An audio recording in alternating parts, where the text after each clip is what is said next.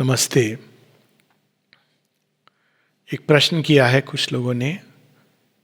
प्रश्न वैसे रिलेटेड तो अभी जो हाल फिलहाल पूरे विश्व में जो चल रहा है संक्रमण उससे है, किंतु जीवन से भी वो संबंधित है। और वो है कि जब एक बार हम लोगों की नॉर्मल पटरी पर गाड़ी लौट रही है, जब भी लौटेगी, जितना भी समय लगेगा, जो भी उसकी प्रोसेस होंगी, तो हमें किस तरह का जीवन, हमें क्या सतर्कता बरतनी है, हमें क्या करना है, कैसे हमको अपनी अंदर की गाड़ी को वापस पटरी पर लाना है। पहली बात हम लोगों को ये बिल्कुल स्पष्ट कर लेनी चाहिए अपने अंदर कि ये जो युद्ध है वो कोई सरकार नहीं लड़ रही है किसी वायरस के साथ। ये एक असंभव चीज है। ये युद्ध वास्तव में मनुष्य, ह्यूमन बीइंग और वायरस के बीच का युद्ध है। और जब हम मां श्री अरविंद की दृष्टि से देखते हैं तो वायरस क्या है? वायरस एक वाइब्रेशन है, इल विल का एक सजेशन है जो संसार को डिसरप्ट करने आया है। और वो डिसरप्शन अंततः एक विजडम कार्य करती है, एक प्रज्ञा कार्य करती है, भगवान की कृपा कार्य करती है। वो इस डिसरप्शन को, इस ये जो टूटता बिखरती है जो हमारी नॉर्मल रूटीन थी, उससे आगे एक नई चीज की तरफ ले जा रही है। उसमें समय लगेगा, जो भी समय लगेगा, और उसका नया रूप जो भी होगा। हो सकता है कि कई हमारे जो इंस्टीट्यूशंस हैं जो अभी भौतिक स्तर पर हैं वो सूक्ष्म हो जाएं ऑलरेडी, जैसे वर्चुअल क्लासरूम्स। कई लोग इससे ये सोचते हैं कि हमारे इंस्टीट्यूशंस, बिल्कुल सही बात है, क्योंकि एज ऑफ इंस्टीट्यूशंस, जो बाहर से इंस्टीट्यूशंस हैं, वो समाप्त होने जा रही है। जैसे मनी अपने विजिबल रूप को बदल करके उसने एक सूक्ष्म रूप ले लिया है जो एक प्लास्टिक कार्ड पर है। वास्तव में वो कहीं नहीं है लेकिन सर्वत्र है। उसी प्रकार से हमारे इंस्टीट्यूशंस चाहे शिक्षा के हों, चाहे धर्म के हों, इत्यादि अनेकों इंस्टीट्यूशंस हैं, अब वो एक सूक्ष्म भूमि पर जुड़ेंगे। एक प्रकार से मानव चेतना सूक्ष्मता की ओर जाएगी इससे बाहर निकल करके। इसके जो बाहरी परिणाम हैं जो वातावरण के ऊपर, वो एक अलग चीज़ है, वो तो है ही। तो कई बार भगवान इस तरह की चीज़ों को अभी उपयोग करते हैं। वास्तव में ये वायरस एक निश्चित रूप से एक एडवर्स फोर्स है जो जीवन को इस प्रकार से डिवाइड करता है, डिसरप्ट करता है, भय लाता है, भय का संक्रमण करता है, इत्यादि इत्यादि। किंतु अंततः ये सब हमारे विकास की ओर भगवान हमको ले जाएंगे। तो हमें क्या करना है? एक बार जब हम इस चीज़ को जान जाएं, तो अभी क्या है कि हम केवल सरकार की तरफ देख रहे हैं सभी देशों में कि सरकार ये करेगी, सरकार ये नियम बनाएगी। मानो ये युद्ध हमारा है ही नहीं, उस सरकार का युद्ध है। इससे समस्या क्या होती है कि हम अकर्मण्य हो जाते हैं। हमको लगता है कि हमारी कोई जिम्मेदारी नहीं है हमारी ओर से, लेकिन वास्तव में शुरू से आखिर तक ये जिम्मेदारी हमारी है। कोई भी युद्ध होता है, इसमें हमें कैसे अपने आप को तैयार रहना है। तो इस संक्रमण के 3 हिस्से हैं। एक है भौतिक स्तर, दूसरा है इसका मनोवैज्ञानिक स्तर, और तीसरा है इसका आध्यात्मिक स्तर। और हमको तीनों पर अपने आप को अपग्रेड करना है, हमारे पूरे सिस्टम को एक नया बनाना है, इसके अंदर एक नई चीज लानी है। तो भौतिक स्तर पर किसी भी भौतिक बीमारी से लड़ने के लिए हमको अपने इम्यून सिस्टम को, हमारे अंदर ऐसी सेल्स हैं, हमारे अंदर शरीर के अंदर ऐसी प्रोसेसेस हैं जो किसी भी प्रकार के संक्रमण से लड़ सकती हैं, हमको उनको सबल बनाना है, सशक्त बनाना है। इसके लिए सबसे जो एक सिंपल सी चीज़ है वो है समुचित आहार, समुचित विहार, समुचित निद्रा, समुचित व्यायाम। यानी ये 3-4 चीज़ें, इनका बैलेंस लाइफ। जगह जगह जितने भी लोगों ने, चाहे वो पुरातन काल में बुद्ध हैं जो बैलेंस की बात करते हैं, अरिस्टोटल हैं, श्री श्री अरविंद हैं, श्री कृष्ण हैं, सब बैलेंस की बात करते हैं। यानी हमारे जीवन में अगर कोई हम अतिशय में कोई काम करते हैं, अधिक निद्रा, बहुत कम निद्रा, अधिक भोजन, बहुत कम भोजन, बहुत अधिक एक्सरसाइज घंटों करेंगे या बहुत कम एक्सरसाइज, हमको एक बीच का रास्ता चुनना है, एक मॉडरेशन और बैलेंस। इससे हमारे शरीर के अंदर एक बड़ी सुंदर एक रिद्म आती है। शरीर को एक बैलेंस की रिद्म में डालना है। जब हम अतिशय करते हैं किसी चीज़ का, ये एक रिस्क रहता है। जब चीज़ें खुलती हैं तो कई बार लोग भागा दौड़ी, एक्साइटमेंट, चलो हम शॉपिंग करें, चलो हम यहाँ ये खरीदें, वो खरीदें, लोगों से बहुत मिलना जुलना, उसमें क्या होगा, हमारी प्राण ऊर्जा जो दबी हुई थी वो बाहर आती है एक्साइटमेंट के फेज में, और वो खतरनाक होता है। इससे कोई लेना देना नहीं जो हम बाहरी इसका कारण बताते हैं कि लॉकडाउन खुलने पे अटैक होते हैं। इसका एक सूक्ष्म कारण है। जो चीज़ दबी होती है वो चेंज नहीं हुई है, वो अचानक, जैसे एक सन्यासी है, अचानक वो जब एक जीवन में आता है तो कई बार वो कहीं वर्ष हो जाता है बाहरी उस अपनी तपोस्थली जो केव में वो गुफा में छिप करके तपस्या कर रहा था, क्योंकि जब वो बाहर आता है तो जीवन को वो झेल नहीं पाता है, देख नहीं पाता है, और उसके अंदर जो वृत्तियां दबी हुई हैं वो भरभरा कर बाहर आती हैं। तो हम लोगों को एक बैलेंस्ड जीवन जीना है।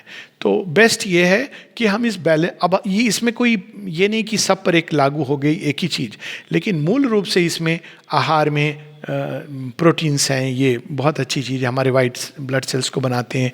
फल हैं, ये एक आवश्यक चीज़ें हैं। सब्जियां हैं, ये सब एक बेसिक चीज़ें हैं। जितना अधिक हम मीट जैसी चीज़ों से दूर रहें उतना अच्छा है। एक्सरसाइज, हर प्रकार की एक्सरसाइज, केवल ये नहीं कि हम केवल आसन करेंगे, आसन भी हैं, कुछ ब्रीदिंग एक्सरसाइज हैं, प्राणायाम जिनको कहते हैं, उनके भिन्न भिन्न प्रकार हैं, उसके डिटेल में मैं नहीं जा रहा हूँ। साथ में वॉकिंग, वॉकिंग एक ये जानी हुई चीज़ है कि वॉकिंग के द्वारा हमारा इम्यून सिस्टम बढ़ता है। तो और बहुत अधिक वॉकिंग नहीं करनी है, आधे घंटे से 40 मिनट इतना काफ़ी है हमारे शरीर को, सारे शरीर के अंदर एक बैलेंस ढंग से वो इम्यून सिस्टम को डेवलप करेगा। सूर्य का प्रकाश हमारे भारतवर्ष में इतना अधिक है, विटामिन डी जिससे मिलता है हम सबको, विटामिन डी इम्यून सिस्टम को सहायता करता है। विटामिन सी जो फ्रेश जूसी फ्रूट से मिलता है, जैसे मौसम्बी, नींबू, इन सब से, ये भी संतरा, ये सब सहायक हैं। तो भौतिक शरीर के लिए ये भौतिक स्तर पर हम इस युद्ध को ऐसे लड़ सकते हैं। अगर हमारा इम्यून सिस्टम ठीक है, हमारी जो बेसिक गतिविधियां हैं उसके अंदर एक बैलेंस है, तो कोई चिंता की बात नहीं है, हमारा बॉडी ही इससे लड़ लेगा। वैसे भी इसमें 80% लोग लगभग एसिम्टोमेटिक होते हैं, कई लोगों को कोई समस्या नहीं होती। साइकोलॉजिकल लेवल पे जिस चीज़ से हमको लड़ना है, क्योंकि ये अनफॉर्चुनेटली ऐसे लोग हैं जो भय डालते हैं अनेकों कारणों से। भय डालने के पीछे कई लोगों के कई मंशाएं होती हैं। भय से लड़ना है। ये भय अगर है तो संक्रमण बहुत तीव्र गति से आएगा। भय उन चीज़ों को आकर्षित करता है जिसके प्रति हम भयभीत होते हैं, और वास्तव में ये संक्रमण के ये दोनों भाग हैं। जब से ये नंबर देखने लोगों ने शुरू किए, प्रत्येक राष्ट्र में, इवन जब नहीं हो रहा है किसी देश में, तो उस देश में ये नंबर हैं, वो नंबर है, तो वो नंबर देख देख के, जैसे एक बच्चा होता है जो अपने परीक्षा के नंबर सबके देखकर इतना नर्वस हो जाता है कि अच्छा मुझे इतने परसेंटेज लाने हैं। अब नंबर भी देखिए, ये हम क्यों सोचते हैं कि हम उस 3% में हैं जो जिनके लिए आईसीयू की ज़रूरत पड़ती है। हम ये क्यों नहीं सोचते कि हम उस 80% में हैं, उस 97% में हैं जो अपने आप ठीक होते हैं। तो ये सोच के ऊपर हमको युद्ध लड़ना है, जहाँ सोच को बिल्कुल पॉजिटिव रखनी है और भय को कहीं से नहीं आने देना है, डिप्रेशन को नहीं आने देना है। डिप्रेशन से हमारा इम्यून सिस्टम भी डिप्रेस्ड होता है। तो डिप्रेशन क्यों आता है? एक कारण इसका ये होता है, खासकर इस तरह की अवस्थाओं में, कि लोगों के पास कुछ काम नहीं होता है, वो घर में बैठे हुए हैं। ऊर्जाओं का सर्कुलेशन होना चाहिए। अगर हमारी ऊर्जाएं सर्कुलेट नहीं कर रही हैं तो फ्रेश प्राण हमारे अंदर आता नहीं है, और इस कारण भी हम डिप्रेस होते हैं। तो इन ऊर्जाओं का सर्कुलेशन, यानी आप संसार में अपनी ऊर्जाओं को ले जाते हैं एक नॉर्मल जीवन में, और वो ऊर्जाएं हमें वापस आती हैं। आमतौर पर लोग इसको परिवार के साथ करते हैं, लेकिन अब वो चीज़ संभव नहीं है। डिजिटल वर्ल्ड है, कॉल्स हैं, ये सब एक साधारण जीवन के तरीके हैं। किंतु ऊर्जाओं का सबसे सुंदर जो एक्सचेंज होता है, या तो प्रकृति जैसे फूलों के साथ, इनके साथ, या किसी के घर में एक्वेरियम है या पेट है, तो ये इस प्रकार से हम संसार में अपनी ऊर्जाएं रिलीज़ करते हैं। जिनके घर में प्लांट्स हैं उनकी देखभाल करके, और हमको रिटर्न में उनसे ऊर्जाएं मिलती है। लेकिन सबसे सुंदर है भगवान को अपनी ऊर्जाओं को देना, और भगवान उसको रिफ़्रेश करके, ना केवल रिफ़्रेश करके, अपग्रेड करके देंगे। तो रोज़ थोड़ा समय ध्यान में बिताना, भगवान को स्मरण करना, उनका ध्यान करना, उनके बारे में पढ़ना, ये एक बहुत सुंदर समय है जब हम अलग अलग जिसमें भी फेथ है, भगवान की वाणी जिस रूप में भी हम समझते हैं वो हम पढ़ सकते हैं। तो इस प्रकार से हम अपने अंदर की एक भूमि इतनी सुंदर बनाएंगे कि उसमें फियर और इन चीज़ों का कोई स्थान ना रहे, बल्कि हमारा मेंटल सॉफ्टवेयर, हमारा साइकोलॉजिकल सॉफ्टवेयर भी अपग्रेड होता रहे। फिर इसका स्पिरिचुअल लेवल पर भी है, और स्पिरिचुअल लेवल पे अगर हम ये सब कर रहे हैं, लेकिन हम ये मान के चलते हैं कि ये सब घटनाएं ना जाने अपने आप हो रही हैं, ये कोई चीज़ अपने आप नहीं होती। इस संसार के अंदर एक प्रज्ञा है जो कार्य करती है, और वो ठीक जानती है, जीवन मरण सब चीज़ों का उपयोग करती है, प्रलय का भी उपयोग करती है, राष्ट्रों के उत्थान पतन इन सब का उपयोग करती है वो अपने निहित प्रयोजन हेतु। और वो प्रयोजन केवल एक ही चीज़ है जो इस संसार में छिपा है, वो अपने को अभिव्यक्त कर रहा है, यानी डिवाइन मैनिफेस्टेशन की तरफ। खासकर श्री अरविंद के जो अनुयायी हैं वो तो मोक्षवादी नहीं हैं। मोक्ष हम लोगों के लिए है अज्ञान से मुक्ति। तो हम इन चीज़ों को नई दृष्टि से देखें। फॉर्चुनेटली हम सबके पास श्री अरविंद की डायरेक्ट वाणी है, जिसके द्वारा हम इस पूरी घटनाक्रम को, वायरस को, जो मृत्यु है, जीवन को, इन सब को एक नई दृष्टि से देख सकते हैं। क्या वास्तव में मृत्यु इतने भय का विषय है? इस पर हम अपने आप को प्रश्न कर सकते हैं। हमारे जीवन की उपयोगिता क्या है? क्या केवल कितने वर्ष हम इसमें ऐड करते जा रहे हैं वही उपयोगिता है, या हम प्रतिपल किस तरह से अपना जीवन जी रहे हैं वो उपयोगी है? 39 साल के स्वामी विवेकानंद महान है, या अपने को तमाम तरह की दवाइयों और नाना प्रकार के बाहरी संसाधनों से अपने शरीर को सुरक्षित रखने वाला एक पॉलिटिशियन वो अधिक महान है? या हम देखते हैं ये परीक्षित की कहानी में, तो ये एक बहुत सुंदर समय है कि हम अपनी जो एटीट्यूड है, जो मानसिकता है, यहाँ स्पिरिचुअलिटी की ये बात हो रही है, आध्यात्मिकता की तरफ भी, कि जो दूसरे या तो स्वर्ग इत्यादि दूसरे लेवल पे देखती है आध्यात्मिकता, या निर्वाण की ओर देखती है, वो इस संसार को उससे कट कर देती है। यानी स्पिरिचुअलिटी क्या है? अपने अंदर एक नथिंगनेस की स्टेट को प्राप्त करना। और संसार क्या है? ये तो बस है, चाहे वो माया है, मोह है, जो भी है, ये संसार तो अपने आप चल रहा है और जैसे जैसे इसके नियम हैं उस हिसाब से हमको चलना है। लेकिन माता जी बताती हैं कि हम यहाँ पे इस नियम को बदलने आए हैं, और वो कहती हैं कि सुप्रामेंटल की प्रेजेंस यहाँ के नियम को बदलेगी। तो वो नियम कैसे बदलते हैं? जब हमारे अंदर एक चैलेंज होता है। तो एक और हम लोगों को जो चीज़ें अवॉइड करनी वो है कि अचानक कई बार हम लोग भावनात्मक होकर भीड़ भाड़ में चले जाते हैं। इस चीज़ को, एक्साइटमेंट में, इस चीज़ को हमको निश्चित रूप से नहीं करना चाहिए। लेकिन स्पिरिचुअल ऊर्जाओं के प्रति खुलना और उस विजडम पे पूरा भरोसा रखना, सीमा पे पूरा भरोसा रखना कि वे हमारे साथ हैं। इस भाव से, अगर किसी को फिर भी डर लग रहा है तो वो इस भाव से चल सकता है जब भी वो बाहर चले या अंदर रहे, कि श्री माँ हमारे साथ है। आखिर यही तो मूल मंत्र है जो श्री अरविंद ने दिया है कि सदैव इस प्रकार का कार्य करो, इस तरह से जीवन जियो, मानो श्री माँ सदैव हमको देख रही हैं। तो जब किसी के ऊपर श्री माँ की दृष्टि है सतत, जागते समय, सोते समय, यानी पूरे जीवन को हम पूजा बना दें। प्रातः उठें तो सीमा का स्मरण करके उठें, सोएं तो हम सीमा का स्मरण करके सोएं, जीवन में नानाविध गतिविधियां हम सीमा को स्मरण करके करें, तो फिर हमको किस बात की चिंता है? जीवन की, मृत्यु की, रोग की कोई भी चिंता हमें नहीं सतानी चाहिए, क्योंकि हर अवस्था में हम सीमा की शरण में हैं। और हम तो उनके वंशज हैं जो भगवान की शरण में जाके जिन्होंने मृत्यु को भी पछाड़ दिया था।